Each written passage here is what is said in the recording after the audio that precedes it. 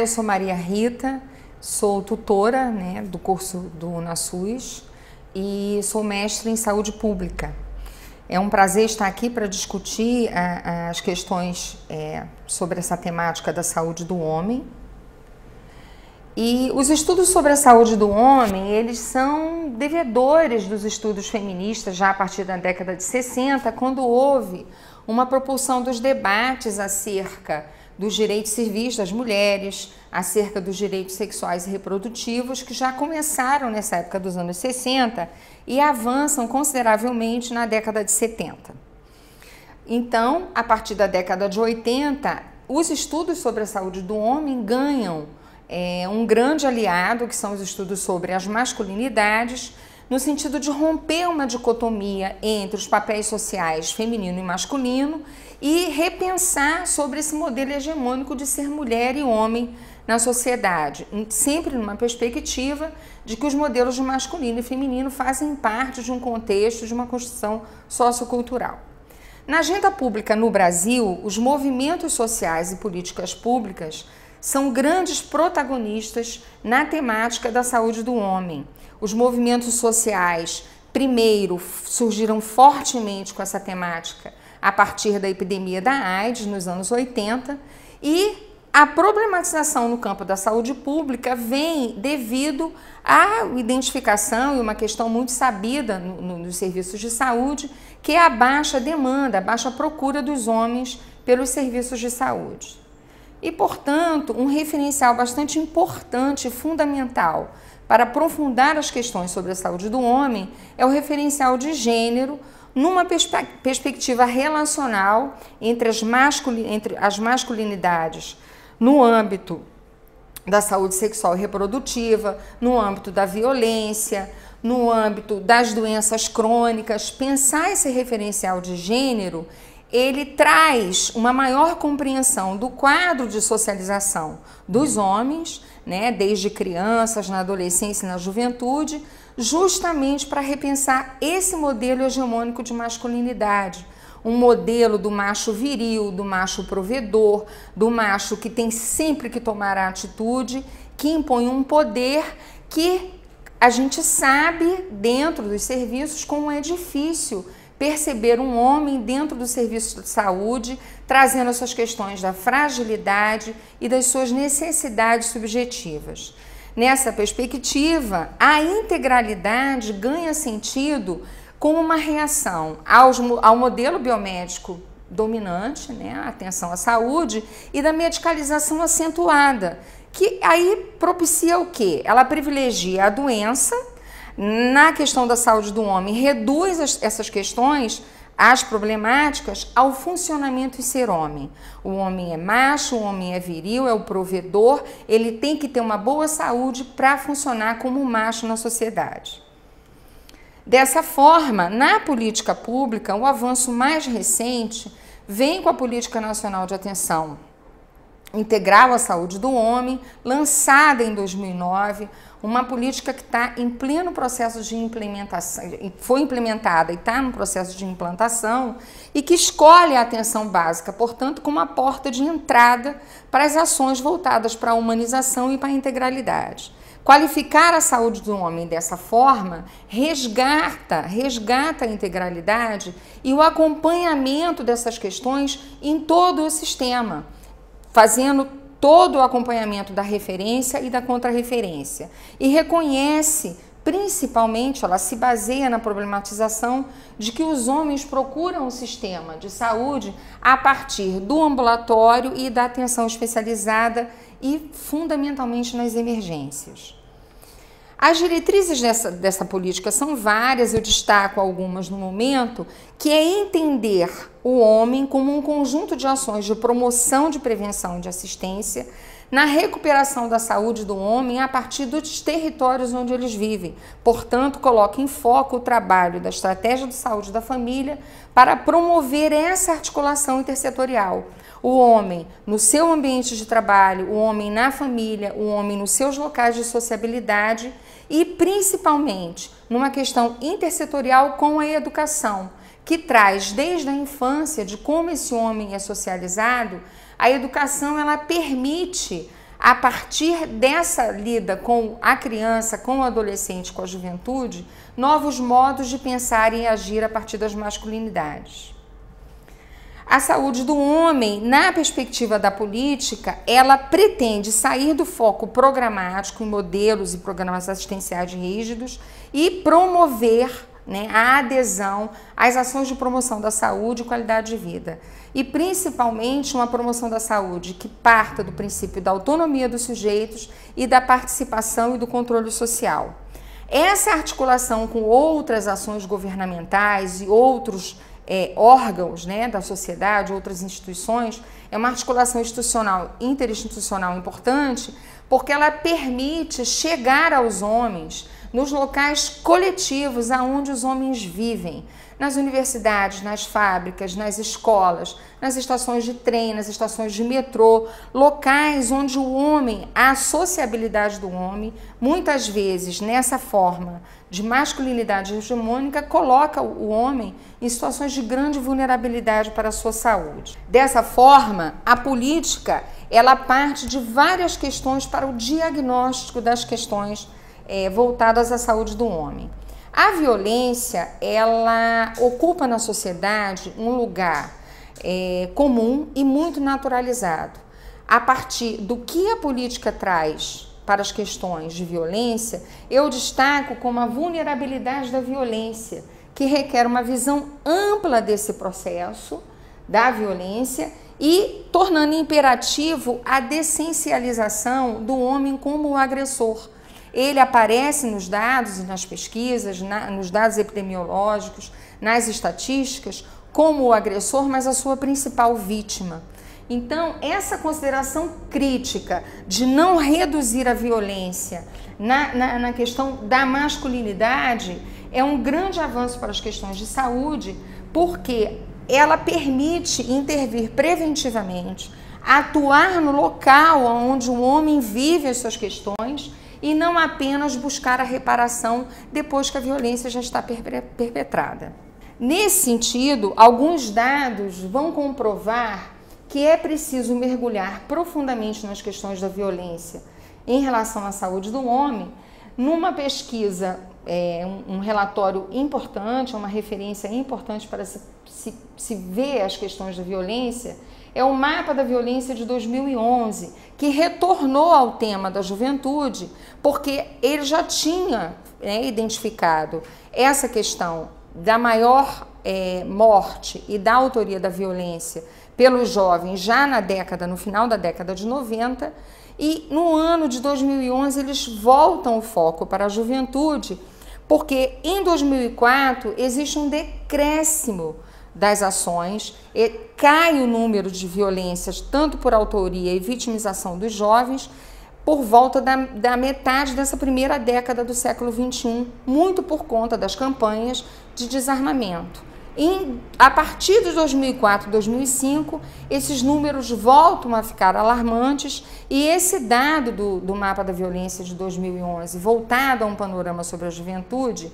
ao dividir a população em dois grandes grupos, os jovens e os não jovens, por esse recorte etário da política, em uma média nacional, por causas externas, o não jovem,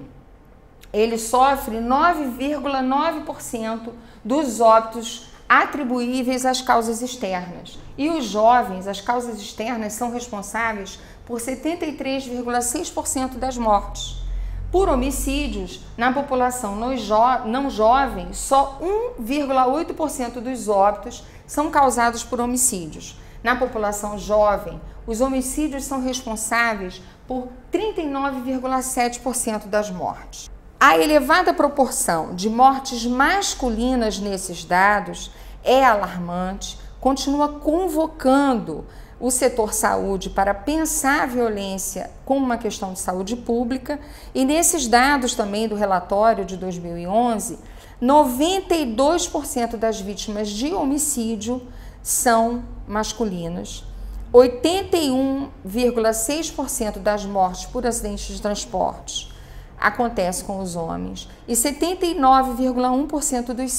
suicidas são homens. Também faz parte do diagnóstico da política o alcoolismo e o tabagismo, por questões importantes e que mais adiante nós vamos pensar na intersetorialidade como uma perspectiva fundamental para essas questões. Quando os homens iniciam precocemente o consumo de álcool e tendem a beber mais, automaticamente a gente pensa, mas as mulheres vêm aumentando o consumo de bebida, o consumo de álcool nos últimos anos, mas mesmo assim os homens estão à frente nessa estatística, e o uso e o abuso de álcool, ele está diretamente relacionado às mortes por causas violentas, acidentes de trânsito e doenças e internações por transtornos mentais e comportamentais. Dessa forma, é importante pensar que os dados epidemiológicos de um relatório recente, o Brasil tem um plano de estratégias, o Ministério da Saúde traçou um plano de estratégias para as doenças crônicas não transmissíveis para os próximos 10 anos. Nesses dados dessas ações estratégicas, nós encontramos que o câncer de pulmão apresenta uma tendência declinante nos mais jovens, provavelmente uma população que já foi alcançada pelas políticas antitabagistas e estão na escola trabalhando essa questão com intersetorialidade, e se percebe um aumento ainda nos homens mais idosos, uma população que provavelmente não foi atingida por essas medidas. Em 2008, os homens apresentaram as maiores taxas em relação às mulheres para as doenças crônicas não transmissíveis e quase 2 vezes em relação à isquemia, a cardiopatia isquêmica, isquemia por cardiopatia. O único evento que não aparece com os homens liderando na estatística é o câncer coloretal, que as mulheres ocupam uma posição de destaque. Essas expressões dessas doenças crônicas não transmissíveis, com hábitos e estilos de vida a partir do consumo de álcool e de tabaco, nesse cruzamento do que a política traz de diagnóstico com esses dados mais recentes, é importante a gente pensar que isso expressa anos perdidos de vida, de potenciais de vida, que é um indicador importante, que são os anos potenciais de vidas perdidos. E tem se verificado um fenômeno bastante interessante, que é a razão de sexos na população brasileira, pela perda e pela maior morte dos homens na nossa população. Nesse caso, outro tema que vem trazer que aglomera bem o diagnóstico da política com que se tem de evidência pelas pesquisas, diz respeito aos direitos sexuais e direitos reprodutivos. A participação dos homens no planejamento reprodutivo e na atenção integral à gravidez, por ações de paternidade responsável, por ações que alcancem a paternidade na adolescência, que façam os jovens participarem dessas ações, elas são importantes, mas elas precisam ainda, e isso a literatura tem indicado, vários trabalhos, que é necessário pesquisas sobre o conhecimento dos homens sobre a sexualidade e reprodução. Eles precisam participar desse bojo dos direitos sexuais e reprodutivos alcançados pelas mulheres nos últimos anos, mas é preciso ainda que se façam pesquisas no sentido de conhecer o que os homens pensam a respeito disso. Por isso é que o tema da diversidade sexual, ela é um tema que garante a equidade e ela alcança populações que muitas vezes não têm acesso. Problematizar o acesso, reduzir que o homem não procura o serviço de saúde é muito fácil. Mas existe uma diversidade enorme em relação às sexualidades, à cultura, que precisa ser colocada, que precisa ser ouvida através dos serviços. E nada melhor do que quem está na estratégia de saúde da família, indo ao território, onde essas questões relacionais e sociais são importantes, para saber o que esses atores pensam. O plano de ação da política é um plano para esse momento de implantação. Existe uma necessidade de se fazer um caderno de atenção básica para a saúde do homem, já está sendo feito, está passando por consulta, algumas oficinas estão sendo feitas, e indicadores também para a saúde do homem, que também estão em construção, fazendo parte desse processo de implantação da política nacional. A promoção da saúde, ela é colocada em foco dentro desse plano de ação da política, porque é uma demanda dos homens dizerem e participarem dessas ações dentro dos serviços de saúde. É uma queixa constante do homem dizer que o serviço de saúde é um lugar ocupado, é feminilizado, ele é sempre atendido por uma equipe onde a maior parte dela é feita, né, é constituída por mulheres. Então o homem costuma dizer que o serviço de saúde, essa coisa de ir ao médico é coisa de mulher. Então, a promoção da saúde, quando ela traz a participação, através de outras estratégias, não estratégias voltadas para a doença, ela pode ser um atrativo a mais para aumentar essa procura, essa demanda dos homens aos serviços de promoção e de prevenção. A informação e comunicação, ela é importante para sensibilizar não só os homens, mas as suas famílias, estimulando o autocuidado e os hábitos saudáveis. O homem, ele nessa posição masculina de ser o provedor, ele coloca a mulher como a cuidadora e muitas vezes não participa mesmo nem do cuidado dos filhos, nem da educação dos filhos, e aí ele negligencia também o seu próprio cuidado. É importante ações de participação institucionais, como eu já apontei mais lá na frente. É muito frequente na escola as ações, em algumas universidades, mas em outros espaços, nos locais de trabalho, essas relações institucionais com a saúde, elas não se dão de forma que os homens possam, inclusive porque são trabalhadores, participar dessas ações. Então é repensar também em que momento que o homem vai poder, como um trabalhador, ir ao serviço de saúde. É uma demanda importante para a estratégia da saúde da família repensar isso. A implantação e expansão da atenção à saúde do homem, ela fortalece e dá resolubilidade aos serviços de saúde. A qualificação do profissional, ela é importante, primeiro, porque as questões de reprodução e sexualidade, elas têm direitos a um local dentro do serviço de saúde, aonde muitas vezes um homem possa discutir as questões de sua sexualidade com um profissional de saúde. Numa pesquisa com os jovens, e isso nesse final de apresentação, quando eu coloco em foco as ações intersetoriais, é importante pensar que a intersetorialidade, quando acontece entre o setor educação, o setor saúde, o trabalho, as organizações da sociedade civil, os movimentos sociais, ela faz com que as questões do coletivo, elas ocupem um espaço importante para as questões de sexualidade, aonde, na maioria das vezes, o homem não elege o serviço de saúde para discutir essas questões. Os jovens já falam isso, os adolescentes falam isso. Tem uma pesquisa consolidada de juventude no Brasil, aonde o serviço de saúde não aparece no panorama do jovem como local para ele discutir as questões acerca da sua sexualidade. Então, as ações intersetoriais, principalmente na estratégia da saúde da família, quando se tem uma dimensão programática de trabalhar com o programa saúde na escola, muitas vezes o profissional chega, o profissional